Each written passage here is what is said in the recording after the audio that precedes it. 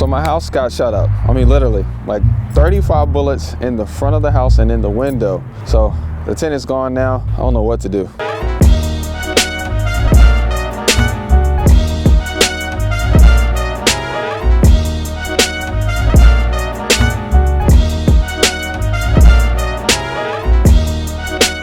What's up, guys? It's your boy Sawan Belcher. This is me taking action, and I actually do know what to do. I want to give you guys, kind of like the how-to, because I know a lot of times people are taught to have insurance and that insurance is good.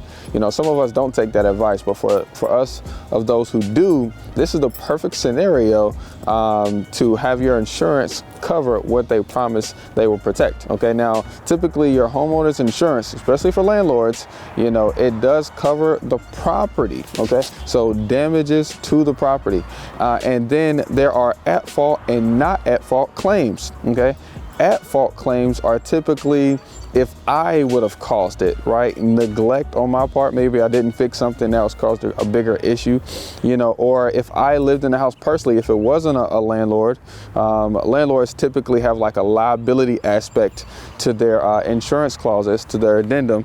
So if I caused it, then yes, my insurance would typically go up. But in this perspective, this kind of claim is a not at fault claim. Okay, now I'm gonna run you guys through how you actually make sure you're able to collect the money from the insurance successfully in a particular scenario like this.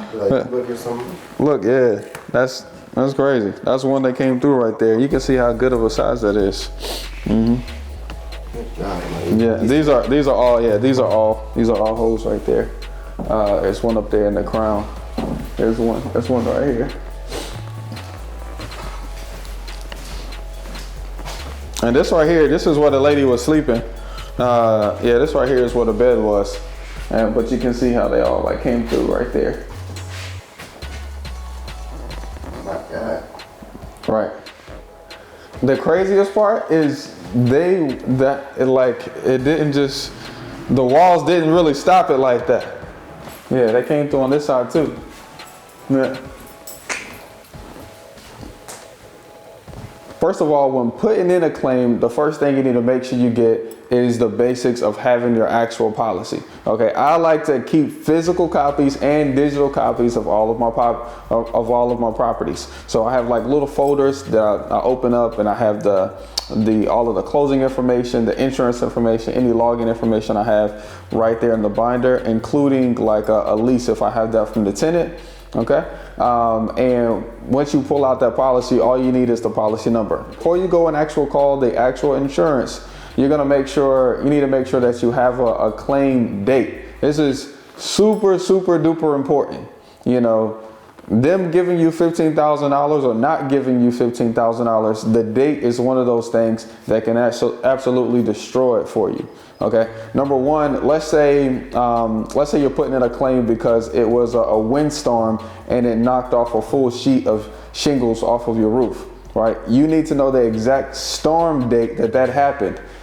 I know you wasn't here. I get it. You know, you were off doing your own thing, living your ultimate landlord dream life while this incident actually happened, but you're going to have to get an actual date. So you might have to look up the weather date. For me, I needed to ask all of the neighbors when they heard gunshots. Okay, for me, I needed to go to the police office and to see if there was like a filing or a police report for this particular address or this street in the last few months. And so that brings me to the next thing. In order for my claim to actually get processed, the adjuster needed the rent roll, meaning like how much he paid previously. They wanted the lease to see how much she was actually supposed to pay. And then they also wanted that police report that I found that the tenant had actually put in on that day. So that gave me the date and all of the documents that I needed. So once I got all the documents that I need, you don't need to disturb the property at all. That's the last thing. Don't disturb the property at all. Let an adjuster come out. If for whatever reason there's water going everywhere, in my personal opinion, I've done it to where I've shut off the water, an adjuster came out, and it's just not a lot of damage, you know, so it's just nothing they can do. You did your job, you saved the property, the insurance can't really pay out on that, okay? But I promise, if you let that water run for 24 hours, you're gonna have some damage. I'm not saying that you should or should not. I'm just saying that you should preserve the property to the way it is when that actual thing happened, so that way the insurance can come and do their job. Because think about it, if you stop the damage from happening, there's nothing for them to pay out on. I'm just saying that I ended up on my 4 unit, I ended up doing all of the work myself. I ended up replacing the carpets, even though they said it didn't need to be replaced, but it kind of had a mildewy smell. And I ended up putting in about another $10,000 to fix up one of my properties, when in fact, if I wouldn't have saved it, the guy said he could have came out in less than 24 hours and wrote up the claim if he would have just called me before I called my contractor. So just word to the wise, leave the property as is. Okay, so number one, have the date right, get some kind of proof that it actually happened. So in my case, a lease and a police report. And then lastly, leave the property as is, let them come out and do their thing, right? So they actually came out and they determined through a scope of work, they typed it all up for me. This is what they wanted me to have done.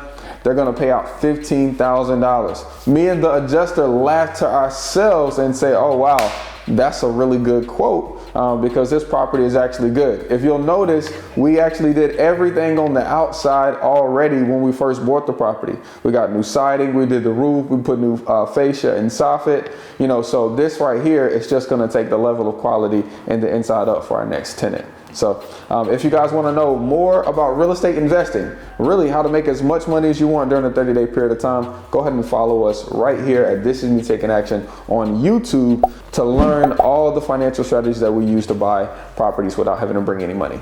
Peace, y'all.